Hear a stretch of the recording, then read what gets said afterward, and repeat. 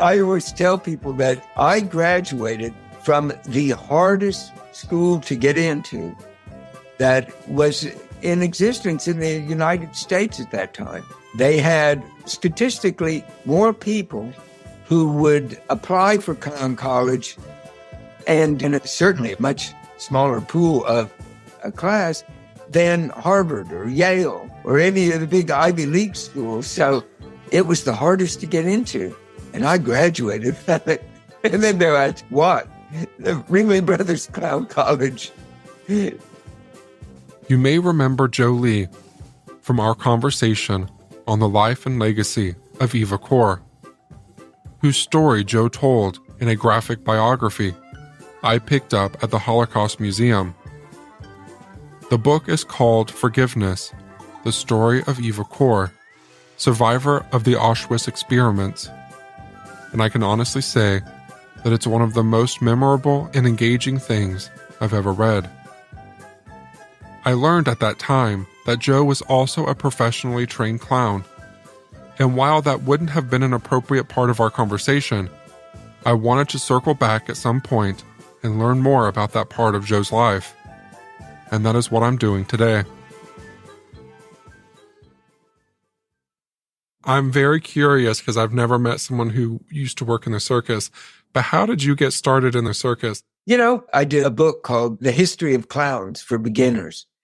And I have a little section there where I talk about being homesick and watching Captain Kangaroo. As a little kid that used to be on every morning, he would occasionally have performers on there, and he had vaudeville performer, who was not a young man by any means, called the Banana Man. And so the Banana Man did this performance it was incredible, where he would come out in a big coat and a suitcase, and he would reach into his coat and he'd bring out bunches of bananas and musical instruments and all of this. And he was like, wow. And so I realized he was a clown in the best sense of the word, with this truly magical, transformative performance. And so I always had it in the back of my mind that, gee, that would be kind of a fun thing to try sometime. And what was funny was that years later, and this is after the circus and all that, and I put this in this book, I got a call from a professor in North Carolina who was teaching about performance and the history of performance, and was actually an expert on the Banana Man. And he said to me, now, I'll just ask this because I'm sure that this is the case, but this is exactly how you remember the Banana Man's performance. And I said, yeah. And he said, I have to tell you, you've gotten a lot of it wrong. And of course, I'm remembering something that I saw when I was 6 or 7 or 8 years old. But he asked if he could put that section of the book. He has a website devoted to the Banana Man. So you have to be careful when you look up Banana Man on the web. But if you go to his website, you can actually see archival footage of the actual performance I saw. This is the wonder of internet these days. As Joe has suggested, if you look up Banana Man online, you're going to find men, and they're going to be holding bananas, but it might be something entirely different from what you're looking for. I've gone ahead and located that video to share some of the audio here. Now, in the garden of the captain's place, everybody's favorite. Thanks a lot. He has oranges and grapefruit and pineapples. He has a violin, da da da da da, and a clarinet, and a railroad train, and he has bananas. Oh, does he Thanks a have lot, guys. bananas? Thanks a lot. Bananas and more bananas. That's why he's known as the Banana Man. If you add Captain Kangaroo as a search term on YouTube, you'll find footage of the show we're talking about. Joe's book, A History of Clowns for Beginners, is now out of print, but you can still find it at places like Amazon. I keep trying to find another publisher for it because I never thought the title was really good for the book, because it should be Tricksters, Fools, and Clowns for Beginners. Because I was, as a little kid, I was really interested in King Arthur and the Knights of the Round Table, and I got fascinated with court jesters. And that also spurred that on, because I thought, I can't clunk around in armor, but hey, maybe I can be funny. And then just got interested in the whole history of this performance, which actually goes back. It may be older than even the world's oldest profession. And it was a ritual and religious. And still these days, some of the clown gags that are done, if you see the old Dead and Alive, where somebody, it's like rigor mortis has set in, and you push their legs down and the torso comes up, and then you push and you go through all that, and some of it relates back to our earliest forms of religion. So I thought, this is a place to be. So I still do some performance. In fact, on April 1st, quite suitably, I will be doing my Jungle Joe's Flea Circus, where I explain that the flea circus is an old form of entertainment, and there are two basic types of flea circus, one that actually uses fleas and one that tries to convince you that they are using fleas. So I always let people guess which one it is that I do. But I still do some clowning too. So it's one of those things, it's just exaggerating your own personality. So how old were you when you were trained? I graduated from college. So I think I went to clown college. I was about 22 or 23. And then I worked for Ringling Brothers. They had a theme park for a while. And I was going to go from there to one of the big shows. But I went off instead on some smaller tent shows like King Brothers Cold Circus and Hoxie Brothers Circus, and worked with them for a few years, where you're working directly with the audience, which is the really fun part. Being so separated from an audience, where they're sitting up in stadium seating and you're down in this ring, it's not as good as being able to walk into the audience and do whatever crazy stuff you do. So what's the difference between a stand-up comedian and a clown? Well, there are some stand-up comedians that I would say are clowns. Pee Wee Herman is a great example of a clown, probably Emo Phillips. And so a clown basically is, you have developed from your own personality this easily identifiable character. So, when you think in movies, people like the Marx Brothers, Laurel and Hardy, Buster Keaton, Charlie Chaplin, though they are all clowns in their truly classic sense. And your way of commenting on, like a stand-up comedian commenting on current affairs or something, is you work that into an act where that isn't exactly what you're doing. But you can make all kinds of political commentary as your character, but it isn't just saying you're not talking about a president or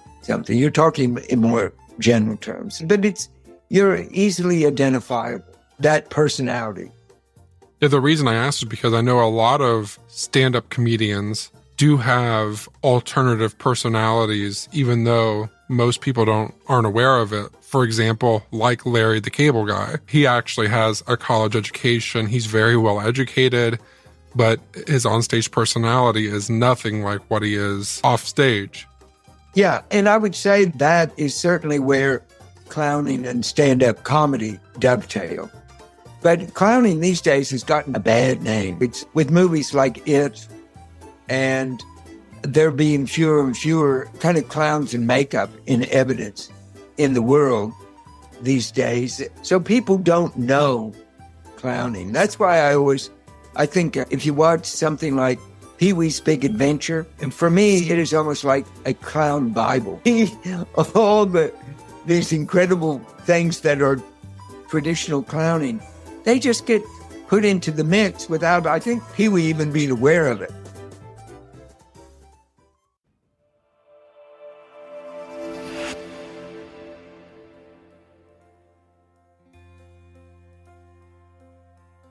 You're listening to Hometown History from Black Label Podcasting. Let's take a quick break to talk about this episode's sponsor, Stamps.com. Here it is, the first of the month again, and that means a busy time in the office. With the first of the month comes sending out all of the awards for our Patreon supporters. It takes so much time and money, but thanks to Stamps.com, it doesn't take near as much time and money as it usually does. With Stamps.com, it's like having a post office right in your own office.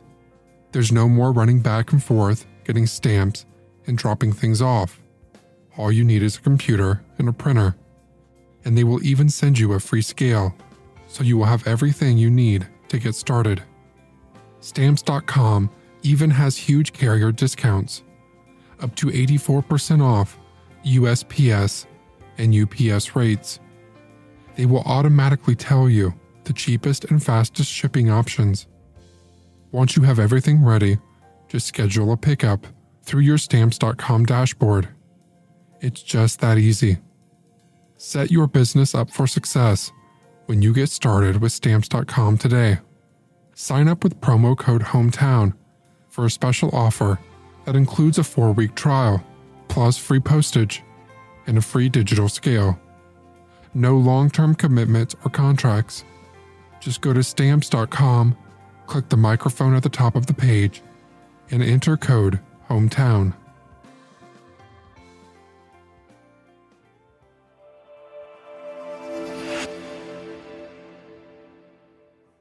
If you were a kid between the years 1986 to 1991, you'll probably remember Pee Wee Herman from the morning television show Pee Wee Herman's Playhouse. And now that Joe's made that connection for me, it occurs to me that Pee Wee may be the most successful clown act of the last 50 years. He was so popular at one point, the U.S. government commissioned him for a public service announcement to kids on the dangers of drug use. This is crack, rock cocaine. It isn't glamorous or cool or kid stuff. It's the most addictive kind of cocaine, and it can kill you.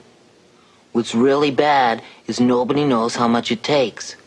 So every time you use it, you risk dying. It isn't worth it. Ultimately, the only thing that slowed Pee Wee down was being arrested in a public theater after doing his own version of the Banana Man in 1991. Following that scandal, the Pee Wee character went dormant. But as recently as 2016, he was still making successful movies, like Pee Wee's Big Holiday, which has an impressive 80% score on Rotten Tomatoes. But then Duck Soup with the Marx Brothers is another great example of clowning. So it still exists. And I always wore a minimal makeup, just enough to express and to a character and to project it. I think it's a really good point that clowns now aren't looked at the same.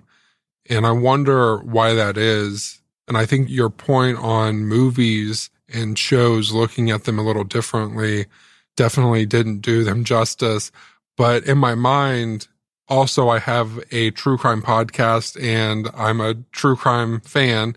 So I'm very familiar with John Wayne Gacy, who did not do clowns justice at all. So that's definitely a thing that's out there as well.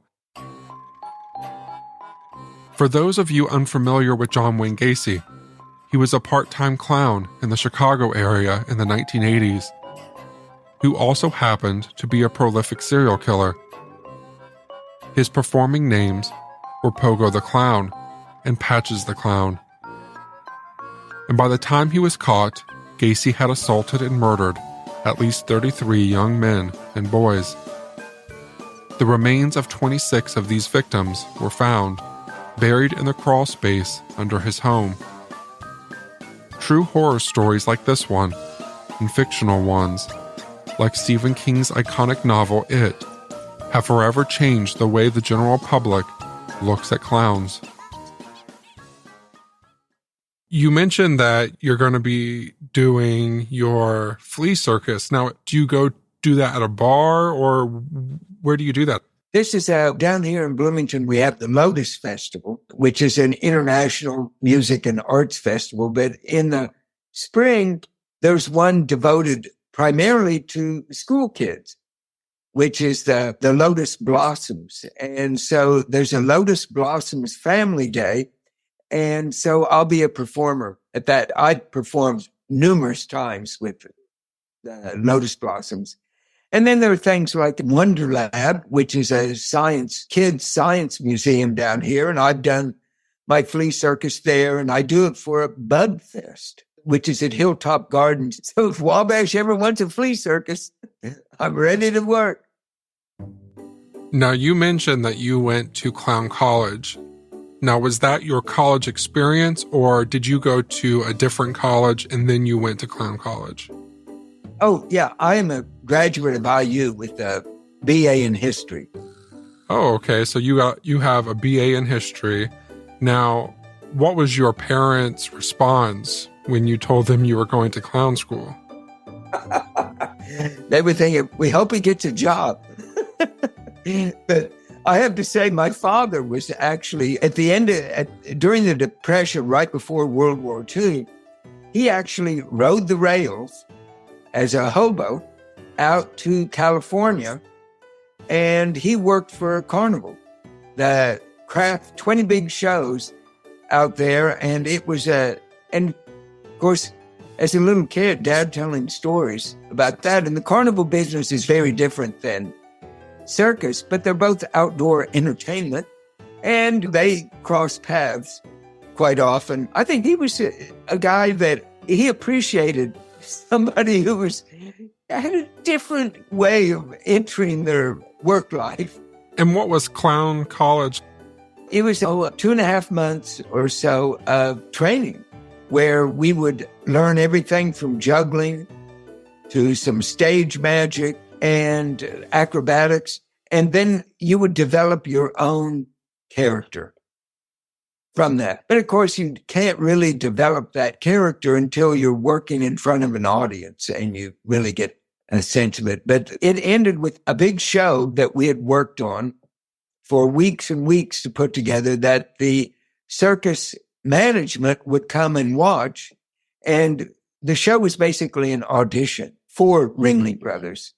And where is that? Somewhere I've got my diploma around here on the wall. But it's Now, do you have your IU diploma on the wall too, next to it? No. Hey, I always tell people that this is one of these funny statistics, that I graduated from the hardest school to get into that was in existence in the United States at that time. They had statistically more people who would apply for clown college than, and certainly a much smaller pool of a class than Harvard or Yale or any of the big Ivy League schools. So it was the hardest to get into. And I graduated from it. And then they're at what? The Ringling Brothers Clown College. Are they still open?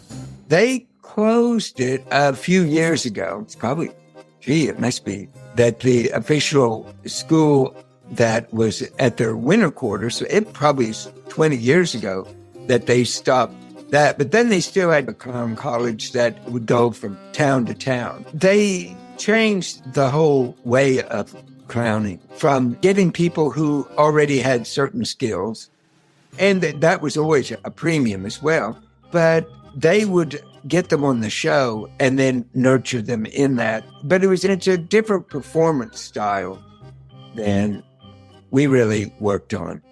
Do you have a favorite clown? I have to say that there are all kinds of great fool stories and that are associated with various court jesters and stuff that are great. There's a great British fool named Scogan, and Scogan got in trouble with the king. He went too far, and the king banished him on pain of death, that he could never be on British soil again. So Scogan went off to France, and then he came back to England. And so the king heard about this. He was arrested. He was brought before the king. And the king said, I pronounced a death sentence if you ever step foot on British soil again. And here you are standing before me. And Scogan said, well, I'm not on British soil. And the king was flabbergasted. What? Scogan took off one of his shoes and dumped out French dirt. And so he's a hero, which is a great way to do that. But I think Otto Griebling, who is a lesser-known tramp clown, then he worked at the same time Emmett Kelly did. And Emmett Kelly was a great clown as well. But Otto was very given to a certain kind of absurdist, surrealist humor in ways where one of the gags that he would do is he would come out at the beginning of the show, and this was Ringling was still under canvas, and he would come out with a little plant in a little pot, and he would just quietly go around the entire circumference of the circus and say, plant for Mrs. Jones, plant for Mrs. Jones. And of course, part of his costume during that was as a delivery man. He'd put on a delivery cap and jacket, and then he would come out, he would go out, nobody would claim the plant. He'd come out a little later, the plant was a little higher. He would come out and walk around. Nobody claimed the plant. And it continued throughout the entire show until when people were leaving the tent, here he was with a huge plant. And still in its pot, 6, 7 feet long. And as people are leaving, he said, plant for Mrs. Jones, plant for Mrs. Jones. And so it's a wonderful kind of continuing gag. But he would also do things like sit in the audience and knit a sweater. And the sweater, which was never finished, but reached 20 or 30 feet long, but he would just still do that. But I always think he really set a kind of tone. He had died shortly before I got to Clown College, or I would have had the chance to meet him. But he was, by all report, incredibly gracious and giving human being. So it would have been nice to have actually met him. But there's so many great clowns. When people know that you are a clown, do they expect you to do funny things? That has happened. And I always think, should I keep a few little magic things in my pocket or something? And occasionally I will have to prove that I have some comedic ability. But I will say this, it may not have gotten me a lot of jobs outside performance or anything, but it certainly is one of those things that if it's on your resume, people might call you in for an interview just to see, who is this guy? Do you show up with those interviews with a clown nose? No. In fact, my clown nose is pointed. And the powers that be at Ringling, they said, you can't have a pointed nose. It's a little pointed nose. And they said, kids are going to think you're a witch. In all the years I've been doing this, nobody has ever called me a witch. What they will do is say, you Pinocchio, or if they're a little more astute and a little older, they often wonder, are you Cyrano de Bergerac? Because I also often speak with a French accent. And there's a whole story behind that that's much too long to go into. But that's funny. Among the people that work here, we have our own studio clown, as we will say. There's a guy in here named Nick who likes a little wow factor or shock factor. He probably went to clown school himself. Anytime we think that we're going to have a serious person in the studio, he'll show up in a dress or something just to throw us all off. That's great. Yeah. Yeah. Especially in Europe, it's burgeoning in certain ways that 20, 30 years ago with this, what they called new vaudeville, that people like Bill Irwin, who was the first performer and a graduate of Ringling Brothers who won a MacArthur Genius Award. And he has a show, I think you might be able to, yeah, you can certainly see clips from it called The Regard of Flight. That was, he did off Broadway and then he kept working on it, did it on Broadway. Wonderful show. I just came across a female clown named Mookie Cornish, who was with Cirque du Soleil, and came across this clip of, it's a promotional clip from her show. And I think she's doing some great stuff. I want to steal some of that stuff, which I think is the highest compliment you can get a performer. You steal it, but then you do it in your own way. Sure. Here, local to Wabash, nearby, is Peru. And they always call Peru the circus capital of the world. I've never been there, but I know that there's a big circus venue there. Oh, there is. There were several circuses that wintered there, but they started 50, 60 years ago doing this youth circus, which I have to say, I've only seen it once and keep waiting to get back there. But the youth circus that they do in the summer, I think it's in end of June, beginning of July or something, and do it for a week. They have a special auditorium built for this. And you get to see things like the famous act the Walendas did, their 7-person pyramid on the high wire, and they fell and to tragic consequences. But these kids are doing the 7-person pyramid on the wire. Now, they're all wearing safeties, thank goodness. But it's, as far as I know, the only place you'll see that. As I mentioned, Peru, Indiana, the circus capital of the world, is about 20 minutes west of me. And in the near future, I'm going to visit the Peru Amateur Circus to focus more on the history of clowning and also on the circus more generally. I'd like to thank Joe again for joining me today, and I'd like to thank all of you for listening.